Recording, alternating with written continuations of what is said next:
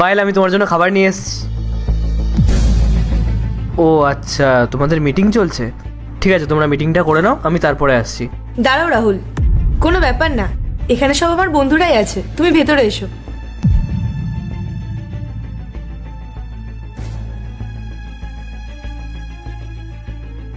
পায়েল, তুমি কি এবার তোমার মেটকেও মিটিং এ অ্যাড করবে? দেখো পায়েল, যদি তুমি তোমার মেটকে এখানে ইনভলভ করো তাহলে কিন্তু আমরা মিটিংটা আর এখানে করবো না। পায়েল, তুমি তো সকালেও কিছু খেয়ে আসোনি, ওই জন্যই আমি আরো কষ্ট করে খাবারটা নিয়ে আসলাম। তোমার তো খিদে পেয়ে যাবে। আচ্ছা ঠিক আছে, তুমি করো, আমি পরে আসছি। দাঁড়াও রাহুল, তুমি এত কষ্ট করে এত দূর থেকে নিজের হাতে খাবার বানিয়ে নিয়ে এসেছো আমার জন্যে। তুমি জানো আমি কতটা লাকি যে তুমি আমার হাজবেন্ড। হোয়াট? ও তোমার হাজবেন্ড?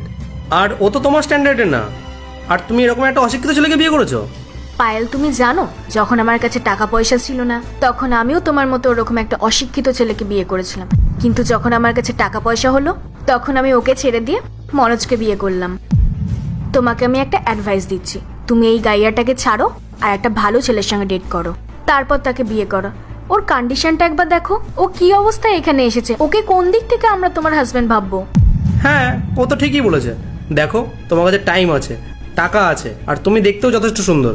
কোথায় আটকে পড়ে আছো? একটা ভালো দেখে ছেলের সঙ্গে ডেট করো, আর তার থেকে যদি মন ভরে যায় তাহলে আবার একটা ডেট করো। লাইফটাকে এনজয় করো, তোমার কাছে টাকা আছে, তুমি যা খুশি তাই করতে পারো। পায়েল, যদি তুমি বলো তাহলে আমি আমার একটা বন্ধুর সাথে তোমার আলাপ করে দিতে পারি। সে দেখতে খুব হ্যান্ডসাম, তুমি যদি ওকে একবার দেখো তাতেই পছন্দ করে নেবে। ব্যাস, অনেক হয়েছে। তোমাদের সাহস হয় কি করে আমার সামনে দাঁড়িয়ে আমার হাজবেন্ডের সাথে এভাবে কথা বলার? তোমাদের কি একটু লজ্জা করে না? আর তোমরা স্ট্যান্ডার্ডের কথা বলছো, যাদের কাছে একটা জিনিসও অরিজিনাল নেই। এই যে তুমি যে ঘড়িটা পরে আছো এটা তো ডুপ্লিকেট। আর জিয়া, তুমি যে এই চেনটা পরে আছো এটাও তো অরিজিনাল না। আর এই যে তুমি যে গাড়িতে চড়ে আসো না, যে লাক্সারিয়াস গাড়িটা, সেটাও তো রেন্টে নেওয়া। আর তোমরা নাকি স্ট্যান্ডার্ডিটির কথা বলছো? হ্যাঁ, তোমাদের এই জিনিসপত্রগুলো যেমন নকল, ঠিক তোমরাও তেমন নকল।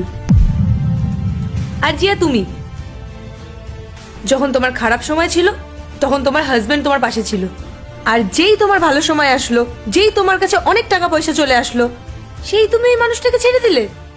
তাও আবার কার জন্য? এই ছেলেটার জন্য, যে নাকি শুধুমাত্র তোমার কাছে তোমার টাকা পয়সার জন্য আছে। একটা কথা কান খুলে শুনে রাখো জিয়া,